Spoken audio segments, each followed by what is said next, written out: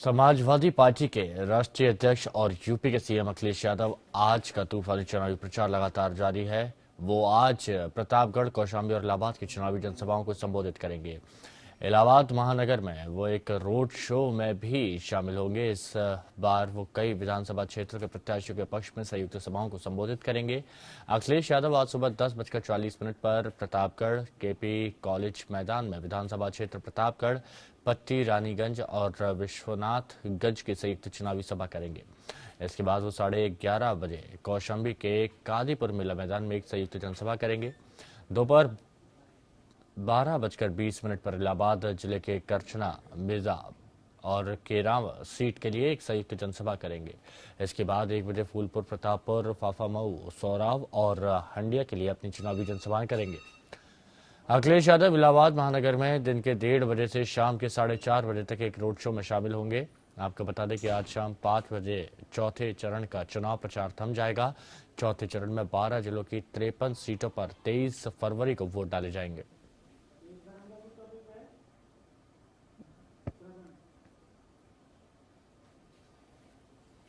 प्रतापगढ़, कौशाम्बी, इलाहाबाद में आज चुनावी सभाएं करेंगे अखिलेश यादव। इस दौरान रोड शो में भी शामिल होंगे।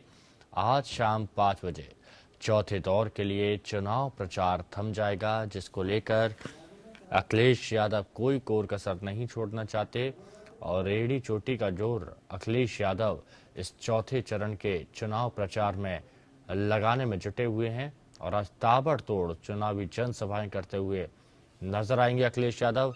साथ में रोड शो भी करेंगे और जनता से सपा कांग्रेस गठबंधन के पक्ष में वोट डालने की अपील भी करेंगे। प्रतापगढ़, कौशाम्बी और इलाहाबाद में रैलियां करेंगे। तूफानी चुनाव प्रचार इसे कहा जा सकता है। इलाहाबाद में 3 घंटे तक रोड शो भी करेंगे।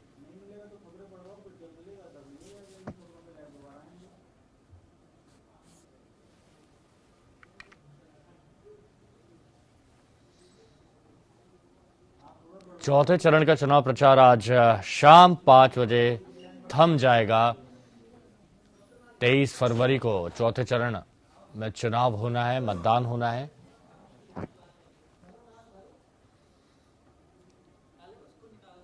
बीजेपी के राष्ट्रीय अध्यक्ष अमित शाह आज इलाहाबाद जिले में रामलीला मैदान में सौराव विधानसभा इलाके में रोड शो करेंगे। इसके बाद वो कौशाम्बी जिले में कृषि मैदान, सैनिक चौराहा, सेरातू विधानसभा की जनसभा को संबोधित करेंगे।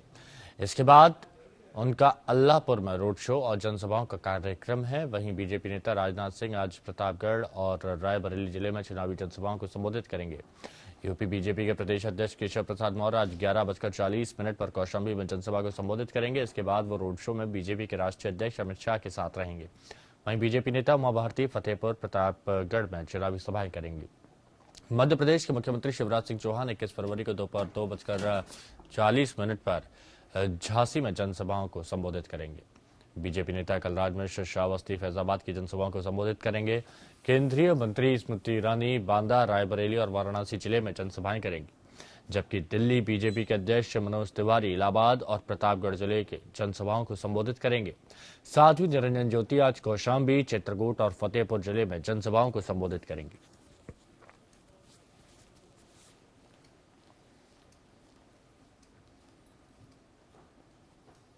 न तो जनता के हितों से जुड़ा कोई मुद्दा और ना ही कोई सामाजिक सरोकार। जी हां, इस बार के यूपी विधानसभा चुनावों में कुछ इसी तरह का नजारा देखने को मिल रहा है। नेता जमीनी मुद्दों को छोड़ जुबानी जंग में जुटे हैं और वोटर इस असमंजस में है कि इस बार वो किसे वोट करें।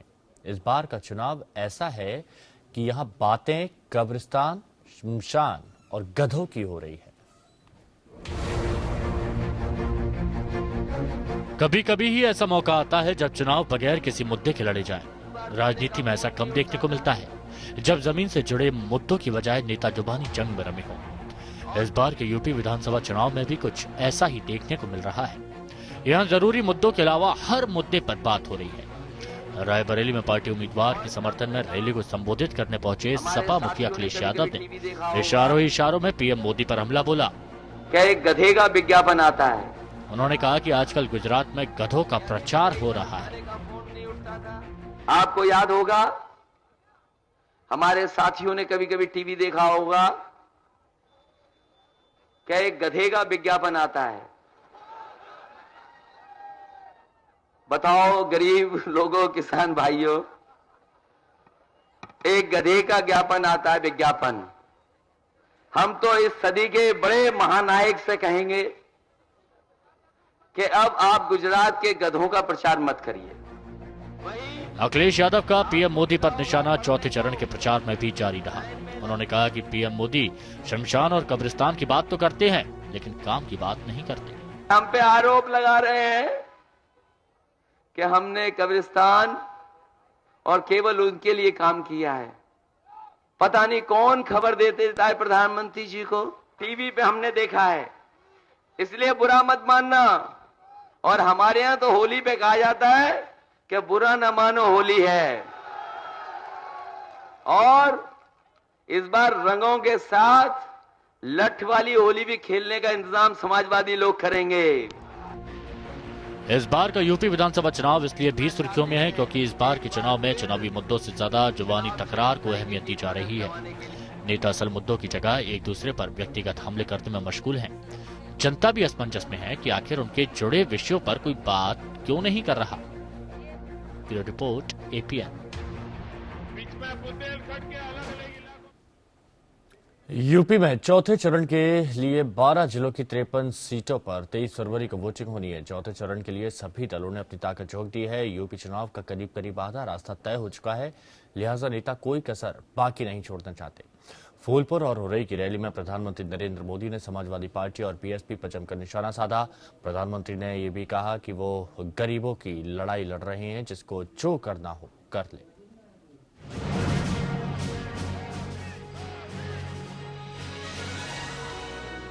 फूलपुर और उरई की रैली में प्रधानमंत्री नरेंद्र मोदी विरोधियों पर जमकर बसे। उन्होंने उत्तर प्रदेश की बदहाली के लिए समाजवादी पार्टी और बीएसपी को जिम्मेदार ठहराया। एक नंबर है तो अत्याचार में है, एक नंबर है तो भाई भतीजावाद में है। पीएम मोदी ने लोगों से अपील की कि यूपी के विकास के लिए वो ऐसी पार्टियों को दरकिनार करें जिनका मकसद सिर्फ अपना उल्लू सीधा करना है। उन्होंने कहा कि राज्य का विकास सिर्फ बीजेपी कर सकती है। ऐसा मौका गंवाइए मत भाइयों बहनों। इस चुनाव में बुंदेलखंड में एक भी सपा बसपा का कांग्रेस का नमूना लखनऊ नहीं पहुंचना चाहिए, एक नमूने के तौर पर भी नहीं पहुंचना चाहिए। पीएम मोदी ने कहा कि अगर पहले की सरकारों ने ध्यान दिया होता तो यूपी बीमारू राज्य नहीं बनता। उन्होंने कहा कि यूपी के विकास के नाम पर अब तक सिर्फ नारे ही लगते रहे हैं, लेकिन जरूरत जमीन पर उतरकर काम करने की है। राजीव गांधी 1988 चित्रकूट में आकर के ग्लास की फैक्ट्री का शिलान्यास किया था कि ग्लास की फैक्ट्री लगने वाली नहीं तो भी शिलान्यास अगर राजीव गांधी कर सकते हैं और अखिलेश जी मेट्रो नहीं है तो भी मेट्रो का उद्घाटन कर सकते हैं, तो ऐसे लोगों की दोस्ती होना बड़ा स्वाभाविक है। बीजेपी ने 14 साल के वनवास को खत्म करने के लिए पूरा जोर लगा रखा है। खुद पीएम मोदी ने सत्ता दिलाने के लिए ईड़ी चोटी का जोर लगाया है। ये कौन कौन मौसरे भाई वाला खेल है भाई। उनका दावा है कि बीजेपी को विधानसभा चुनाव के हर चरण में बढ़त हासिल हो रही है। भारतीय जनता पार्टी की सरकार उत्तर प्रदेश बनना निश्चित हो चुका है, भारी बहुमत से बनना निश्चित हो चुका है। हालांकि कुछ ऐसा ही दावा विपक्षी दलों का भी है। ब्यूरो जनता के रिपोर्ट, मिजाज एपीएन। को अब कोई रोक नहीं सकता है भाई। तो चौथे चरण का मतदान के लिए आज प्रचार थम जाएगा और समाजवादी पार्टी के राष्ट्रीय अध्यक्ष और यूपी के सीएम अखिलेश यादव कोई कोर कसर नहीं छोड़ना चाहते। लगातार तूफानी प्रचार में लगे हुए हैं। प्रतापगढ़, कौशाम्बी और इलाहाबाद की चुनावी जनसभाओं को वो संबोधित करेंगे। इलाहाबाद महानगर में वो एक रोड शो में भी शामिल होंगे। इस बार वो कई विधानसभा क्षेत्रों के प्रत्याशियों के पक्ष में संयुक्त सभाओं को संबोधित भी करेंगे। अखिलेश यादव आज सुबह 10:40 पर प्रतापगढ़ के केपी कॉलेज मैदान में विधानसभा क्षेत्र प्रतापगढ़ पट्टी, रानीगंज और विश्वनाथगंज की संयुक्त चुनावी सभा करेंगे। हमारे साथ हमारी सहयोगी अनामिका इसी खबर पर जुड़ चुकी हैं। अनामिका, चौथे चरण का चुनाव प्रचार आज शाम को थम जाएगा, लेकिन उससे पहले भरसक प्रयास यहां पर कर रहे हैं अखिलेश यादव। कि जनता को अपने पक्ष में किया जाए। आज का अगर उन्हें चुनावी प्रचार पर अगर नजर डाली जाए तो क्या कुछ तैयारी है आज अखिलेश यादव की? और देखिए हिमांशु, मुख्यमंत्री अखिलेश यादव बिल्कुल यहाँ पे डिफेंसिव नहीं लगते, बिल्कुल अटैकिंग मूड में वो इस समय प्रचार कर रहे हैं। और आप देखिए कि जिस तरह से प्रधानमंत्री मोदी लगातार हमले कर रहे हैं यूपी की कानून व्यवस्था को लेकर के, तमाम शिलान्यासों को लेकर के, अखिलेश यादव चुन चुन कर उसका जवाब भी दे रहे हैं। जिस तरह से मोदी जी ने ये हमला किया यूपी सरकार पे, अखिलेश यादव पे, कि यहाँ पे भेदभाव किया जाता है योजनाओं में। कल आपने देखा कि अखिलेश यादव ने किस तरह से गुजरात में गधों के प्रचार करने को लेकर के, काशी में बिजली की व्यवस्था को लेकर के, तमाम मुद्दों को लेकर के प्रधानमंत्री मोदी को जवाब दिया। और अगर आप चौथे फेज में देखिए हिमांशु, तो चौथे फेज में करीब 19 सीटें ऐसी हैं जो बुंदेलखंड की हैं। इसके अलावा रायबरेली, अमेठी, प्रतापगढ़ से लेकर के बहुत सारे जिले ऐसे हैं जो वीवीआईपी सीटें हैं, वीवीआईपी इलाके हैं, और वहां पर मतदान होना है। तो जाहिर तौर पर बेहद कड़ी चुनौती है। और बुंदेलखंड का वो दौर भी आपको याद होगा, किसी साल जब बुंदेलखंड में सूखा पड़ा था तो कैसे वहां पे नेताओं का जमावड़ा लगा था। बुंदेलखंड में प्रधानमंत्री मोदी से लेकर के मुख्यमंत्री अखिलेश यादव, राहुल गांधी, बीजेपी के तमाम बड़े नेताओं ने जाके वहां डेरा डाला था। और बुंदेलखंड काफी महत्वपूर्ण भी है, सूखे को लेकर के नहीं बल्कि राजनीति के केंद्र को लेकर के भी। ऐसे में जब चौथे चरण पे वहां से मतदान होना है तो वहां पर भी वादों की झड़ी लगाई जा रही है। और रही बात रायबरेली, अमेठी की या फिर आज प्रचार थमने की, तो आज बिल्कुल चौथे चरण को लेकर के प्रचार थम जाएगा। और आज मुख्यमंत्री अखिलेश यादव फिर से प्रतापगढ़ और रानीगंज समेत कई स्थानों पर प्रत्याशियों के लिए वोट मांगने के लिए जा रहे हैं। अनामिका, निश्चित तौर पर रायबरेली और अमेठी की अपनी एक अलग महत्वपूर्ण भूमिका है, लेकिन मैं एक बार बुंदेलखंड की फिर से बात करना चाहूंगा, क्योंकि बुंदेलखंड जैसे आपने बताया कि राजनीति का केंद्र इस वक्त बना हुआ है, क्योंकि यहाँ पर चाहे बीजेपी हो या फिर कांग्रेस समाजवादी पार्टी हो या फिर बहुजन समाज पार्टी हो, हर कोई स्पेशल अटेंशन बुंदेलखंड की जनता को देने की बात कह रहे हैं, लेकिन ये अटेंशन पहले नहीं दिया गया। लेकिन बुंदेलखंड की जनता के मन में भी कई सारे सवाल यहाँ पर चल रहे होंगे, कई सारी बातें यहाँ पर चल रही होंगी। आपको क्या लगता है कि बुंदेलखंड की जनता के पास इस वक्त पावर है और इस पावर का यूज किस तरह से करने जा रही है? और देखिए बिल्कुल सूखे की सियासत बुंदेलखंड के साथ बहुत जबरदस्त तरीके से हुई। जब बुंदेलखंड में सूखा पड़ा तो सूखे की सेल्फी के साथ साथ तमाम जो सियासी दिग्गज हैं वो वहां पर गए और मुख्यमंत्री अखिलेश यादव ने बाकायदे वहां पर खाने के पैकेट बंटवाए। और इस बार भी जो मिल्क पाउडर का डब्बा और देसी घी, जो बार बार मुख्यमंत्री ने अपने घोषणा पत्र में भी इसको शामिल किया है और वो संबोधनों में भी कह रहे हैं, एक डब्बा घी का जिक्र वो तभी करते हैं जब वो बुंदेलखंड का नाम लेते हैं। और वो हर बार ये कहते हैं कि जब वो बुंदेलखंड गए थे तो उनकी लोगों से बात हुई थी, जो वहाँ की लोगों की समस्याएं थी उसको जोड़ करके उन्होंने घोषणा पत्र में इस तरह के खाद्य पदार्थों की घोषणा करने का यहाँ पे जिक्र किया था। तो जाहिर तौर पर बुंदेलखंड को अखिलेश यादव भूले नहीं है और वो ये जानते हैं कि अगर उत्तर प्रदेश की सत्ता पानी है तो बुंदेलखंड को जो पूरा का पूरा इलाका है वो सूखे का, और जो जिले हैं करीब 7 से 8 जिले, उनको दरकिनार नहीं किया जा सकता है। पीएम मोदी, आपको याद होगा हिमांशु, जब प्रधानमंत्री मोदी के 2 साल पूरे हुए थे तब पीएम मोदी ने वहां पर अपनी रैली की थी और उस रैली में बुंदेलखंड को खास तौर पे तवज्जो दी गई थी और ये वादा किया गया था कि अगर सरकार बनती है बीजेपी की उत्तर प्रदेश में तो बुंदेलखंड की तस्वीर बदली हुई दिखाई देगी।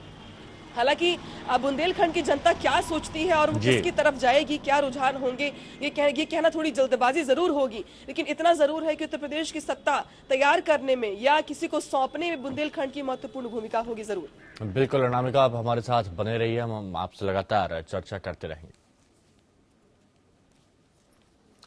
बीजेपी के राष्ट्रीय अध्यक्ष अमित शाह इलाहाबाद जिले में रामलीला मैदान में सोराव विधानसभा इलाके में रोड शो करेंगे। इसके बाद वो कौशाम्बी जिले में कृषि मैदान, सैनिक चौराहा, सेराथू विधानसभा की जनसभा को संबोधित करेंगे। इसके बाद उनका अल्लाहपुर में रोड शो और जनसभाओं का कार्यक्रम है। वहीं बीजेपी नेता राजनाथ सिंह आज प्रतापगढ़ और रायबरेली जिले में चुनावी जनसभाओं को संबोधित करेंगे। केशव प्रसाद मौर्य की बात की जाए तो वो भी आज 11:40 पर करीब कौशाम्बी में जनसभा को संबोधित करेंगे और फिर रोड शो में बीजेपी के राष्ट्रीय अध्यक्ष अमित शाह के साथ रहेंगे। वहीं उमा भारती की बात की जाए या फिर शिवराज सिंह चौहान की बात की जाए, हर कोई ताबड़तोड़ चुनाव प्रचार में यहाँ पर लगा हुआ है। शिवराज सिंह चौहान झांसी में जनसभाओं को संबोधित करेंगे। वहीं बीजेपी नेता कलराज मिश्र के साथ साथ में केंद्रीय मंत्री स्मृति ईरानी वाराणसी से लेकर कई जगहों पर चुनावी प्रचार करेंगे। अनामिका हमारे साथ लगातार जुड़ी हुई है। अनामिका, अगर एक तरफ अखिलेश यादव चुनावी प्रचार में पूरी तरह से लगे हुए हैं तो बीजेपी कोई कोर कसर नहीं छोड़ रही। मध्य प्रदेश के मुख्यमंत्री शिवराज सिंह चौहान यहां पर झांसी में डेरा जमाए हुए हैं। स्मृति ईरानी, कलराज मिश्र, तमाम दिग्गजों का जमावड़ा उत्तर प्रदेश में इस वक्त लगा हुआ है चौथे चरण के मतदान के लिए। क्या लगता है आपको, बीजेपी की जो ताबड़तोड़ जनसभाएं हो रही हैं, जो चुनाव प्रचार हो रहा है, कितना असर इसका पड़ेगा? बिल्कुल, देखिए कुछ ऐसा ही नज़ारा बिहार के वक्त भी देखने को मिला था हिमांशु, जब बिहार में सिर्फ उत्तर प्रदेश ही नहीं बल्कि अलग अलग राज्यों के मुख्यमंत्री और केंद्रीय मंत्रियों ने वहां डेरा डाला हुआ था। उत्तर प्रदेश में कुछ वैसी तस्वीर है जब केंद्रीय मंत्रियों की फौज उत्तर प्रदेश में डेरा डाले हुई है। रोज उनके जो प्रवास कार्यक्रम है वो आते हैं और अलग अलग जिलों में किस तरह से उत्तर प्रदेश सरकार की जो मौजूदा सरकार की नाकामियां है उसको गिनवाया जा रहा है। साथ ही साथ भविष्य की एक सुनहरी तस्वीर जो है वो पेश करने का यहाँ पे प्रयास किया जा रहा है केंद्रीय मंत्रियों की ओर से उस घोषणा पत्र के माध्यम से, जिसको बीजेपी ने संकल्प पत्र का नाम दिया है। और अगर बात की जाए आज की भी, तो आज भी स्मृति ईरानी से लेकर के उमा भारती से लेकर के तमाम पूर्वांचल के नेता भी मैदान में हैं, जो जिलों में जाकर के प्रचार करेंगे। अमित शाह भी अलग अलग संबोधन दे रहे हैं। हालांकि अगर बात की जाए तो सबसे तगड़ा जो कंपटीशन है भाषण में, अगर बात की जाए तो पीएम मोदी लगातार, अगर बात की जाए तो मुख्यमंत्रियों के बराबर में आकर के भाषण दे रहे हैं, क्योंकि मुकाबला अब केंद्रीय मंत्रियों में नहीं हो रहा है, अमित शाह में नहीं हो रहा है, बल्कि मुख्यमंत्री अखिलेश यादव पीएम मोदी के भाषण को टारगेट कर रहे हैं, उसको पॉइंट आउट कर रहे हैं। मायावती भी पीएम मोदी के भाषणों को ज्यादा टारगेट कर रही, जुमलेबाज बता रही हैं।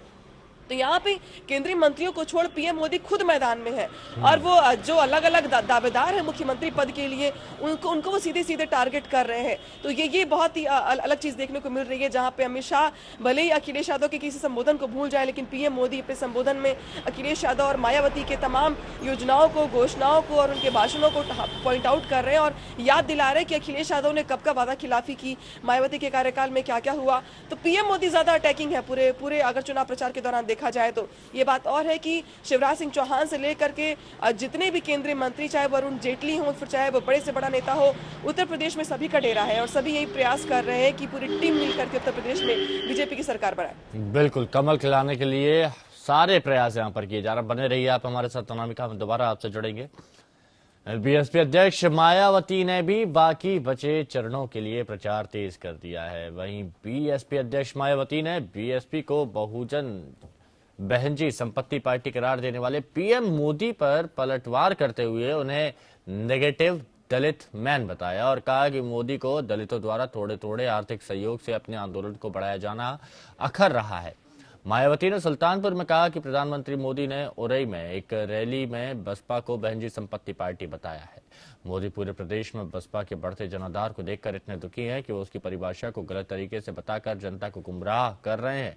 मोदी जुमलेबाजी करने में माहिर हैं, उन्हें जवाब कैसे दिया जाए, ये जुमलेबाजी करना भूल जाएंगे। इस पर मायावती ने अपनी बात कही कि जैसे को तैसा जवाब यहां पर दिया जाना चाहिए। वहीं पीएम मोदी ने इलाहाबाद में कहा कि गरीबों के लिए लड़ रही हूं, लेकिन जिससे जो करना हो वो कर ले। कुल मिलाकर यूपी विधानसभा के चौथे चरण में आरोपों प्रत्यारोपों की बाढ़ सी यहां पर आती हुई नजर आ रही है। प्रधानमंत्री नरेंद्र मोदी एक बात कहते हैं तो उसके बाद बीएसपी सुप्रीमो मायावती अपनी बात कहती हैं। अनामिका हमारे साथ जुड़ी हुई हैं। अनामिका, सबसे अगर रोचक जंग यहाँ पर देखी जाए, जुमलेबाजी पर लेकर बयानबाजी की गई हो, दलित मैन को लेकर बयानबाजी की गई हो, या फिर बहनजी संपत्ति पार्टी को लेकर बयानबाजी की गई हो, बीएसपी और बीजेपी के बीच में ये वार ज्यादा देखने को मिल रहा है, क्योंकि बीजेपी भी अकेले चुनावी मैदान में है, बीएसपी भी अकेले यहाँ पर चुनावी मैदान में है। ये जो तीखा टिप्पणी यहाँ पर की जा रही है, लगता है इससे दोनों ही दलों को कोई फायदा होने वाला है? देखिए ये बहुत ही अलग सी बात है यहाँ पे हिमांशु की, जिस तरह से भाषणों में अब एक गरिमा जो थी राजनीति की या फिर अब शब्दों के इस्तेमाल करने की, वो कहीं ना कहीं धीरे धीरे नीचे जा रही है। और यही वजह है कि पीएम मोदी रोज शॉर्ट फॉर्म लेकर के आते हैं, अखिलेश राहुल के गठबंधन से लेकर के बीएसपी तक शॉर्ट फॉर्म लेकर के आते हैं। मायावती लगातार प्रधानमंत्री मोदी को जुमलेबाज और दलित नकारात्मक सोच का व्यक्ति बताने से नहीं पीछे हट रही है। हालांकि अगर बात की जाए तो बीजेपी ने खुद ये स्वीकार किया है कि उनको बीएसपी से फाइट करनी पड़ी पश्चिमी उत्तर प्रदेश में, और यही वजह है कि अब बीजेपी धीरे धीरे जो अपने टारगेट करने के पॉइंटर्स है उसको वो मायावती पे ज्यादा अटैकिंग कर रहे हैं। क्योंकि फर्स्ट फेज हो या सेकंड फेज हो, मुस्लिम बाहुल्य इलाके में कई बीजेपी को ये खतरा जरूर सता रहा है कि जो मुसलमान वोट है वो मायावती की ओर जा रहे हैं और यही वजह है कि बीजेपी को ये लग रहा है कि सबसे ज्यादा खतरा उन्हें बीएसपी से होने वाला है और इसीलिए मायावती ज्यादा टारगेट पर है बीजेपी के। ये बात सच भी है कि इस बार मायावती ने सबसे ज्यादा मुस्लिम कैंडिडेट्स मैदान में उतारे हैं और जिस तरह से उलेमा काउंसिल से लेकर के बड़े बड़े मौलानाओं का साथ मिला है मायावती को, मजबूत दिखाई दे रही है मायावती कम से कम कुछ मामलों को लेकर के। और यही वजह है कि अखिलेश यादव तो निशाने पर है ही है, मायावती भी अब पीछे नहीं है। और जो लोग ये पहले कह रहे थे कि मायावती तीसरे नंबर पर है, बीएसपी तीसरे नंबर पे है, 3 चरणों के चुनाव के बाद कम से कम ऐसा कहा जा रहा है कि मायावती को कड़ी टक्कर दे रही है। और यही वजह है कि प्रधानमंत्री मोदी अपने किसी भी संबोधन में मायावती को किनारे नहीं कर रहे, बल्कि बहन की संपत्ति पार्टी कह रहे हो या फिर करप्शन के मामले को उजागर कर रहे हो, लगातार हमला मायावती पर भी बोल रहे हैं और मायावती यहाँ पे उनको टक्कर देती दिखाई भी दे रही है अपने भाषणों के जरिए। बिल्कुल, मायावती जिस तरह से अब एग्रेसिव मूड में नजर आ रही है, काफी टक्कर यहाँ पर दी जा रही है। अब ये नहीं कहा जा सकता कि तीसरे नंबर पर है या फिर दूसरे नंबर पर है, त्रिकोणीय मुकाबला यहाँ पर नजर आ रहा है साफ तौर पर। शुक्रिया नामिका आपका हमारे साथ जुड़ने के लिए। रायबरेली के ऊंचाहार में मुख्यमंत्री अखिलेश यादव के एक बयान ने सियासी सरगर्मी को जन्म दिया। सीएम अखिलेश यादव ने बीजेपी के मुद्दे पर प्रधानमंत्री नरेंद्र मोदी का जवाब दिया। अखिलेश ने कहा कि पीएम दिवाली और रमजान की बात बाद में करें, पहले गंगा मैया की कसम खाकर बताएं कि सपा सरकार उनके संसदीय क्षेत्र वाराणसी को 24 घंटे बिजली दे रही है या नहीं दे रही। यूपी विधानसभा चुनाव में प्रचार अभियान धीरे धीरे आक्रमण रुख अख्तियार करता दिख रहा है। मुख्यमंत्री अखिलेश यादव ने पीएम मोदी के बयान पर पलटवार करते हुए कहा कि मोदी जी झूठ क्यों बोलते हैं, प्रदेश में 24 घंटे बिजली आ रही है। अखिलेश ने सवालिया लहजे में कहा कि मोदी जी गंगा मैया की सौगंध खाकर बताएं कि काशी को हमने 24 घंटे बिजली दी है या नहीं। अभी तो फिलहाल ये तो 24 घंटा बिजली तो मिल रही है, अभी कोई दिक्कत परेशानी तो नहीं है। 24 घंटा तो नहीं रह रही है, लेकिन हाँ 20 घंटा मान सकते हैं उसको। नहीं, 24 घंटे तो बिजली नहीं रह रही है यहाँ पे, और अगर ऐसा देखा तो 16 घंटे मान लेते हैं, 16 से 18 घंटे रह रही है और बीच बीच में लाइट कटती भी रहती है आने के बावजूद भी। एक नजर डालते हैं इस मुद्दे पर एपीएन की ओर से किए गए रियलिटी चेक पर और जानते हैं कि बिजली आपूर्ति को लेकर क्या कहना है प्रदेशवासियों का। सर, यहाँ लाइट की बहुत प्रॉब्लम रहती है गर्मियों में, खासकर इस चूड़ी वाली गली में लाइट की दिक्कत बहुत ज्यादा रहती है। बहुत कम आती, चली जाती तो फिर मालूम हुआ घंटे घंटे 2-2 घंटे खोल। हमारे यहाँ मुश्किल का वही 14 घंटा लाइट आती है और वो भी कोई सही आती नहीं, कभी कदार चली जाती है, उसके बाद कुछ न कुछ गड़बड़ी आए दिन होती रहती है। अब गर्मियों में जाती है तो 2-3 घंटे के लिए चली जाती है और अगर कोई फॉल्ट अच्छी हो गई तो 8-10 घंटे ना आए। प्रधानमंत्री नरेंद्र मोदी ने रविवार को फतेहपुर में एक चुनावी रैली को संबोधित करते हुए कहा था कि 14 सालों के बाद राज्य में विकास का वनवास खत्म होना चाहिए। पीएम मोदी ने कहा कि धर्म के आधार पर किसी के साथ भेदभाव नहीं होना चाहिए। गांव में कब्रिस्तान बनता है तो शमशान भी बनना चाहिए। रमजान में बिजली आती है तो दिवाली में भी आनी चाहिए। हालांकि मोदी के इस बयान पर प्रतिक्रियाओं का अंबर लग गया है और आरजेडी अध्यक्ष लालू यादव ने तो ट्विटर पर मोदी को तानाशाह प्रधानमंत्री बता दिया है और उन पर देश के टुकड़े टुकड़े कर तबाह कर देने का आरोप लगा दिया है। Bureau report, APN. न तो सत्ता पाना आसान है और न ही इसे बरकरार रख पाना। सत्ता पाने के संघर्ष में कभी सपा की आंखों के तारे रहे गायत्री प्रसाद प्रजापति की आंखों से आज आंसू बह निकले। मुलायम की करीबियों में शुमार प्रजापति की हनक तो अखिलेश यादव ने पहले ही कम कर दी थी, लेकिन गैंगरेप के आरोपों के बाद अब वो उनसे किनारा करते भी नजर आ रहे हैं। हालांकि सियासी मजबूरी की वजह से वो उनके प्रचार के लिए जरूर पहुंचे, लेकिन वहां भी उन्होंने गायत्री प्रजापति से बेरुखी ही दिखाई। लगता है कि गायत्री प्रजापति के सितारे आजकल गर्दिश में चल रहे हैं। विपक्षी तो उन पर एक के बाद एक हमले कर ही रहे हैं। अपनों की बेरुखी भी उनके दर्द को बढ़ाने वाली है। गायत्री प्रजापति पहले तो पार्टी में अंदर बाहर होते रहे, फिर टिकट को लेकर हाथ जोड़ना पड़ा और अब रेप के केस ने उनकी मुश्किलों में इजाफा किया है। इन सबके बीच अखिलेश यादव के एक कदम ने उन्हें और हैरान कर दिया। मुलायम के कहने पर अखिलेश यादव उनका प्रचार करने अमेठी पहुंचे तो सही, लेकिन मंच पर आते ही उन्होंने गायत्री प्रजापति को नीचे उतार दिया। प्रजापति मंच से रोते हुए नीचे उतर गए। अपने कुर्ते को सफेद रखने की अखिलेश की एक कोशिश गायत्री प्रजापति को खटक गई। हालांकि अपने ऊपर लगे आरोपों के लिए उन्होंने सीधे अमित शाह को जिम्मेदार ठहराया। सच्चाई दिखाओ, गायत्री प्रजापति फांसी पर चढ़ने को तैयार है इस देश के, लेकिन क्या मुझे मौका नहीं दोगे?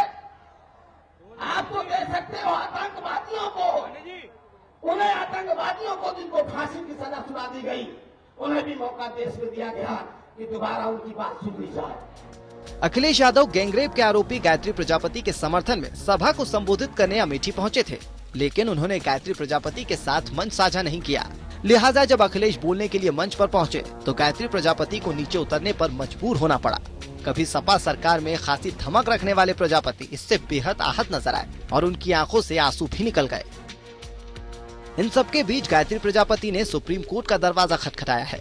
उन्होंने गैंगरेप मामले में अपनी गिरफ्तारी को रोकने की गुहार लगाई है। साथ ही अपील की है कि उनके खिलाफ मामला वापस लिया जाए। उनका कहना है कि कोर्ट ने उनका पक्ष नहीं सुना। सुप्रीम कोर्ट ने प्रजापति के खिलाफ एक महिला से रेप और उसी महिला के नाबालिग बेटी के साथ छेड़छाड़ के मामले में 17 फरवरी को एफआईआर दर्ज करने के आदेश दिए थे। Bureau report, APN. मुंबई में आज बीएमसी चुनाव के लिए मतदान हो रहा है। चुनाव आयोग ने शांतिपूर्ण मतदान के लिए पुख्ता इंतजाम किए हैं। इस बार बीएमसी चुनाव में मतदाता नोटा का भी इस्तेमाल कर सकते हैं। मतदान के लिए 7,304 मतदान केंद्र बनाए गए हैं। मतदान सुबह 7:30 बजे शुरू हुआ है और शाम 5:30 बजे तक चलेगा। बीएमसी चुनाव में 227 सीटों के लिए कुल 2,275 उम्मीदवार मैदान में हैं। इसमें 1190 उम्मीदवार पुरुष हैं और जबकि 1,084 उम्मीदवार महिलाएं हैं और एक उम्मीदवार ट्रांसजेंडर है। मुंबई महानगर पालिका के चुनावों के इतिहास में पहली बार हो रहा है कि किसी ट्रांसजेंडर को चुनाव में उतरने का मौका मिला है। प्रशासन ने मुंबई में 726 मतदान केंद्रों को संवेदनशील केंद्र के तौर पर चिन्हित किया है। इसमें से 17 मतदान केंद्र बेहद संवेदनशील हैं। मतगणना 23 फरवरी को होगी। पिछले 22 सालों में ऐसा पहली बार हो रहा है जब उद्धव ठाकरे की पार्टी शिवसेना और बीजेपी अलग अलग चुनाव लड़ रहे हैं। 23 फरवरी को आने वाले नतीजों में इसका भी पता चल जाएगा कि दोनों पार्टियों की टूटी हुई दोस्ती का चुनाव पर कितना असर रहा। 2012 में जब बीएमसी के चुनाव हुए थे तब 227 सीटों में से शिवसेना ने 164 पर चुनाव लड़ा था और बीजेपी ने 63 पर चुनाव लड़ा था और 31 सीटें जीती थी। बीएमसी के साथ ही महाराष्ट्र के ठाणे, पुणे, नासिक, नागपुर समेत 10 महानगर पालिकाओं के लिए भी मतदान हो रहा है। 23 फरवरी को चुनावों के नतीजे आएंगे।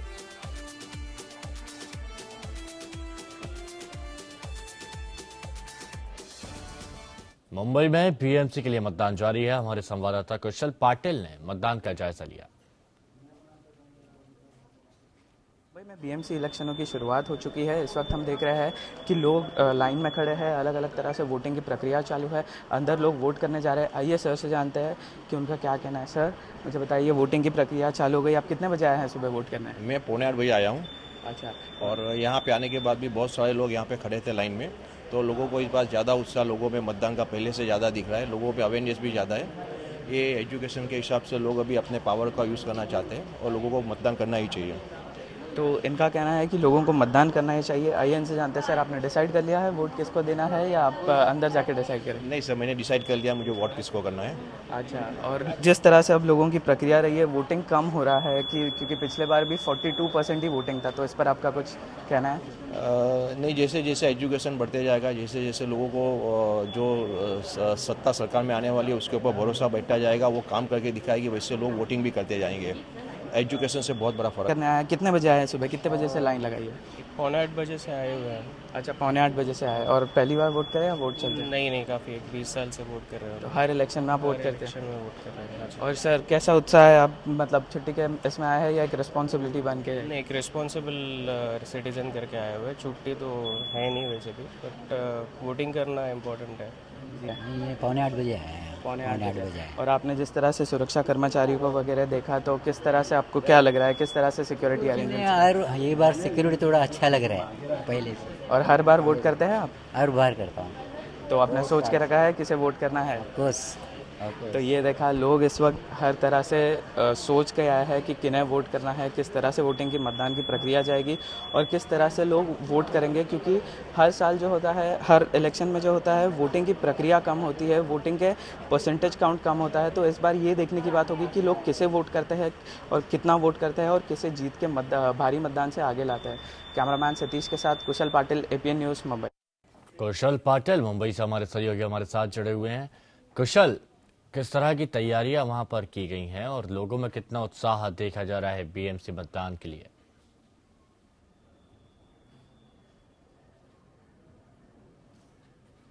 जी, हर बार की तरह इस बार भी लोगों में उत्साह देखा गया है, क्योंकि हर साल हर इलेक्शन में कैसा होता है कि सुबह भीड़ जो है वो रहती है और जैसे जैसे दिन आगे बढ़ता है वैसे वैसे भीड़ कम होती है। तो इस बार हम देख रहे हैं कि अभी भी भीड़ तो जमा हुई है, क्योंकि पिछले बार भी जो है 42% वोटिंग हुई थी, 42% मतदान हुआ था।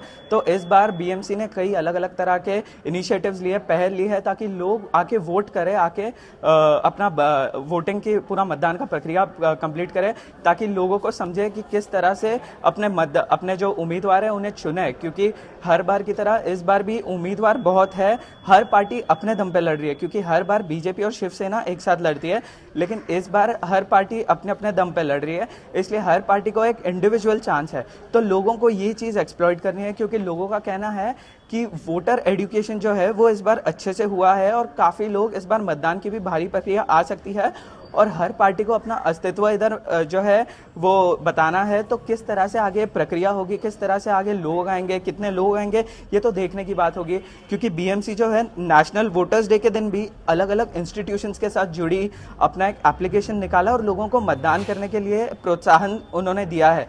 और किस तरह से हर पार्टी ने प्रचार किया है, प्रचार के तरीके भी इस बार बहुत अलग और सहनशील रहे हैं। तो जो हर पार्टी ने अपनी तरह से प्रचार किया है वो भी एक बहुत अहम चीज़ है, क्योंकि हर पार्टी जब प्रचार कर रही थी तो वोटों के लिए मांगते वक्त उन्होंने देखा कि लोगों ने उत्साह दिखाया, क्योंकि हर पार्टी अलग इंडिविजुअल ला रही है। शुक्रिया कुशल आपका हमारे साथ जुड़ने के लिए। बिल्कुल यहाँ पर लोगों में काफी उत्साह भी देखा जा रहा है, ये साफ तौर पर यहाँ पर कहा जा सकता है। बढ़ते आगे, निष्पक्ष चुनाव कराने के लिए जहां चुनाव आयोग एड़ी चोटी का जोर लगाता है, वहीं स्थानीय दबंग और नेता आयोग की पहल में खटाई डालने में कोई कसर नहीं छोड़ रहे हैं। और जब लोग चुनावी गड़बड़ियों के खिलाफ आवाज उठाते हैं तो उनका दमन किया जाता है। उत्तराखंड की राजधानी देहरादून में बोगस वोटिंग के खिलाफ आवाज उठाने पर 3 परिवारों के 35 से ज्यादा लोगों का हुक्का पानी बंद कर दिया गया है। पीड़ित परिवार की गुहार पुलिस ने भी अनसुनी कर दी। देखिए इस रिपोर्ट में पूरी सच्चाई। उत्तराखंड की राजधानी के ठीक पास बने फनार गांव में लोकतंत्र की गरिमा को बट्टा लगा है। राज्य के शासन केंद्र के नाक के नीचे साफ सुथरी चुनाव प्रक्रिया को अंजाम देने की कोशिश को झटका लगा है। राजधानी में सिर्फ 150 किलोमीटर दूर बसे फनार गांव में जब फर्जी वोटिंग होने लगी, तब गांव वालों से रहा नहीं गया और उन्होंने आवाज उठाई। ये गांव के दबंगों को रास नहीं आया और उन्होंने मुखर हुए 3 परिवार के करीब 35 लोगों का हुक्का पानी बंद कर दिया, उन्हें गाँव से अलग थलग कर दिया। हम लोगों ने जो है फर्जी वोटिंग का विरोध किया और लोगों ने आचार संहिता लगे रहने के बाद भी गांव में सामूहिक मीटिंग करके जो है सामाजिक बहिष्कार का फरमान सुना दिया है। और एक दिन छोड़कर 17 फरवरी को 2 संदेशवाहकों के माध्यम से हमें अवगत कराया गया कि आप लोगों का हुक्का पानी बंद कर दिया गया है, आप समाज से अलग है, आपको समाज से कोई उठना बैठना नहीं रहे। फनार गाँव चक्राता में पड़ता है। चक्राता से लंबे समय से गृह मंत्री प्रीतम सिंह जीतते आए हैं। ऐसे में दबंगों की करतूत ने प्रीतम सिंह को कटघरे में खड़ा कर दिया है। बीजेपी ने इस घटना को कैश करने में कोई कोताही नहीं दिखाई और पीड़ित को लेकर मुख्य निर्वाचन अधिकारी से शिकायत करने पहुंच गए, साथ ही कार्रवाई की मांग भी की। ये मेन तो वैसे तो सभी लोग थे जी, लेकिन मेन जो इसमें हुआ ये गाँव सियाना और प्रधानपति दो लोग जो ना, हरि सिंह प्रधानपति और सियाना श्री दीवान सिंह जी, जो कि वर्तमान में पोस्ट मास्टर भी है, उनकी अगुवाई में ये सारा काम हुआ है। इसमें कोई शक शुबा है क्या? प्रदेश के गृह मंत्री चक्राता के विधायक श्रीमान प्रीतम सिंह जी, वो केवल और केवल जो चुनाव जीतने का ढोंग होता है, केवल बूथ कब्जा करके ही वो जिंदगी में कोई चुनाव जीत पाए हैं। लोकप्रियता के आधार पर वो कभी कोई चुनाव नहीं, गुंडागर्दी के आधार पर कोई चुनाव नहीं होता, जिस चुनाव में उनके खिलाफ FIR नहीं होती। और पिछले चुनाव में उन्होंने हमारे कार्यकर्ताओं के साथ खुद व्यक्तिगत तौर पर मार पिटाई की। मुख्य निर्वाचन अधिकारी ने शिकायत सुनी और कार्रवाई का आश्वासन भी दिया। तो जिस दिन चुनाव हुआ था उसके बारे में कुछ शिकायत लेके वहाँ उस गांव के कुछ लोग आए थे और उसमें उन्होंने शिकायत की है कि उनकी FIR नहीं लिखी जा रही है पुलिस द्वारा। तो और दूसरा किसी पोस्ट मास्टर की शिकायत है जो उनके अगेंस्ट कार्रवाई कर रहा है। तो इसमें जिस भी विभाग को कार्रवाई करनी है उसको हम लोग चुनाव आयोग की तरफ से निर्देश देंगे कि तत्काल कार्रवाई करें। फनार गांव की घटना ने निर्वाचन आयोग के निष्पक्ष चुनाव के दावे पर तो सवाल खड़े कर ही दिए हैं, साथ में कानून व्यवस्था पर भी सवाल खड़े किए हैं। योगेश सेमवाल, APN, देहरादून। उत्तराखंड के जोशी मठ में अंतर्राष्ट्रीय स्तर के हिम क्रीड़ा स्कीइंग केंद्र ओली में इस बार वर्ष एक बार फिर से नेशनल स्कीइंग प्रतियोगिताएं स्थगित की गई हैं। आयोजन समिति ने ओली की ढलानों में बर्फ की कमी का हवाला देकर इन प्रतियोगिताओं को फिलहाल स्थगित कर दिया है, जिससे नेशनल स्कीइंग प्लेयर समेत स्थानीय लोगों में भारी आक्रोश है और आरोपों का सिलसिला भी शुरू हो गया है। इस साल 19 फरवरी से 22 फरवरी तक ओली की ढलनों में स्कीइंग की नेशनल प्रतियोगिताओं का आयोजन होना था। साथ ही इन्हीं तारीखों में स्नो कार्निवल्स का भी आयोजन ओली में होना था, लेकिन फरवरी महीने में ओली में हिमपात न होने के कारण अब इन प्रतियोगिताओं को स्थगित कर दिया गया है, जिससे लोगों में नाराजगी है। आपको बता दें कि ओली की ढलानों में वर्ष 2010-11 में 6 करोड़ 75 लाख रुपए खर्च कर जर्मन तकनीकी का आर्टिफिशियल स्नो मेकिंग सिस्टम लगाया गया था, जिसका उद्देश्य था कि अगर ओली में बर्फ न भी पड़े तो इस सिस्टम से ओली में कृत्रिम बर्फ बनाकर उसमें स्कीइंग की प्रतियोगिताओं का आयोजन करना। लेकिन करोड़ों खर्च कर ओली की ढलानों में लगाई गई आइस मेकिंग मशीनें बस सफेद हाथी साबित हुई है। लोगों का आरोप है कि अभी तक एक दिन भी इस आर्टिफिशियल स्नो मेकिंग सिस्टम से बर्फ नहीं बन पाई है, जिससे साफ होता है कि शासन प्रशासन ने मात्र पैसों को ठिकाने लगाया है। ये बहुत ही दुर्भाग्यपूर्ण है कि जो मशीन लगाई गई थी, स्नो मेकिंग मशीन उसे कहा जाता है, और 2010 में ये मशीन लाई गई थी। अभी भी आप देख लीजिए टेम्परेचर माइनस में है, और ओली में देख रहे होंगे आप माइनस में जा रहा है टेम्परेचर। और हमारी बात हुई है निगम के कर्मचारियों से, जिनका कहना है कि अभी हमारे पास टेम्परेचर नहीं है और हम ये जो स्नो मेकिंग मशीन है उससे बर्फ नहीं बनाई जा सकती है। यहाँ पे जो जूनियर नेशनल गेम्स होने थे वो अभी पता चला कि जो है वो उसको पोस्टपोन कर दिया गया है, और उसका कारण ये है कि ओली का जो प्राकृतिक ढाल है, ओली में जो ढलान है वहाँ पे जो है बर्फ नहीं है। 2010 में जो है करीब 6.25 करोड़ की एक योजना, जो आर्टिफिशियल जो स्नो मेकिंग मशीन होती है वो जर्मन टेक्नोलॉजी की, वो यहाँ पे लगाई गई थी। लेकिन हुआ क्या कि उसमें जो है जो भी मशीन उन्होंने लगाई वो पूरी तरह जो है वो ओल्ड टेक्नोलॉजी थी, आउटडेटेड वो सिस्टम यहाँ पे लगाए, और एक भी बार जो है उसको जो है टेस्ट नहीं किया गया।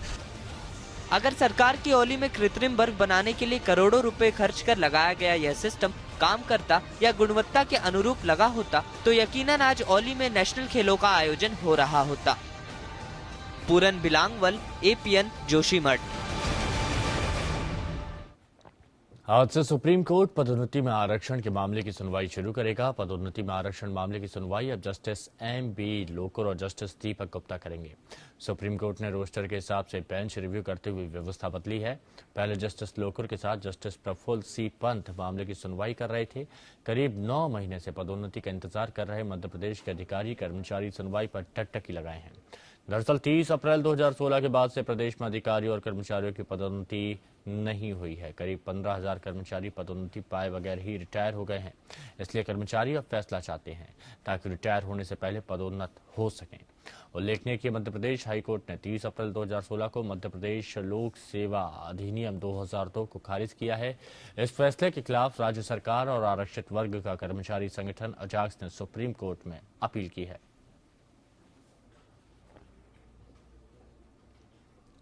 टाटा समूह की बागडोर आज N चंद्रशेखर संभालेंगे। उन्हें 12 जनवरी को टाटा समूह की अनेक परिचालन कंपनियों की प्रवर्तक फर्म टाटा सन्स का चेयरमैन नियुक्त किया गया था।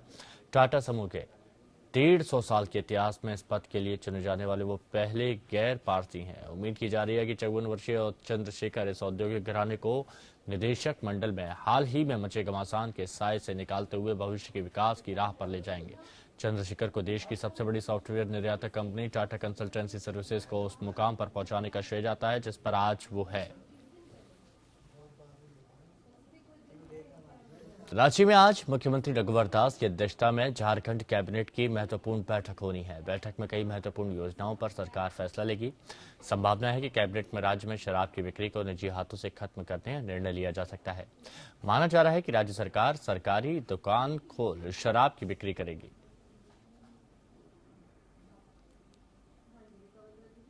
इस पर ज्यादा जानकारी के लिए चलते हैं हमारे संवाददाता रफी शामी के पास। मुख्यमंत्री रघुवर दास की अध्यक्षता में मंत्री परिषद की बैठक रांची प्रोजेक्ट भवन में होने को है। जैसा कि लगातार मंत्री परिषद की बैठक को देखते हुए कई अहम फैसले पर मुहर लगने की संभावना है। आज भी महत्वपूर्ण फैसले पर मुहर लगने की संभावना है। एक फैसला है, चूंकि कई बार बातें चर्चा में आई थी कि झारखंड सरकार शराब व्यवसाय को अपने हाथों में लेगी, सरकार खुद शराब व्यवसाय चलाएगी, करेगी, जिसको लेकर के शराब व्यवसायियों में आक्रोश और रोष भी देखने को मिला था, आंदोलन पर भी उतरे थे। तो आज संभावना जताई जा रही है कि मंत्री परिषद की जो आज बैठक होना है मुख्यमंत्री रघुवर दास की अध्यक्षता में, तो उस फैसले पर भी शराब सरकार व्यवसायी शराब सरकार चलाएगी, इस फैसले पर भी मुहर लगने की संभावना है। और भी कई महत्वपूर्ण फैसले की पर मुहर लगने की संभावना है, चूंकि जैसा कि पिछले दिनों जो झारखंड में मोमेंटम झारखंड आयोजित हुआ और उस पर कई MOU हुए, उसके बाद जो लगातार ये उम्मीद की जा रही है कि झारखंड सरकार कई योजनाओं को जो आप बने पेंडिंग है। रफी आप हमारे साथ बने रहे, हम दोबारा आपसे जुड़ेंगे, बातचीत करेंगे। रघुवर सरकार द्वारा पारित CNT SPT एक्ट संशोधन विधेयक के विरोध की गूंज अब दिल्ली में भी गूंजेगी। विधेयक पारित होने के पहले संशोधित विधेयक के विरोध में जिस तरह राज्य के आदिवासी मूलवासी संगठन आंदोलन करते चले आ रहे हैं, सरकार द्वारा उनके आंदोलन को नजरअंदाज किए जाने से नाराज आदिवासी मूलवासी संगठन दिल्ली पहुंचकर संसद भवन के नजदीक आंदोलन करने की तैयारी में है। वहीं एक बार फिर जुड़ते हैं हमारे सहयोगी रफी सामी के पास। रफी, जो यहाँ पर आंदोलन करने की तैयारी की जा रही है, आखिर क्या मुख्य मुद्दा है और इसके समाधान के लिए सरकार की तरफ से क्या कदम उठ सकते हैं?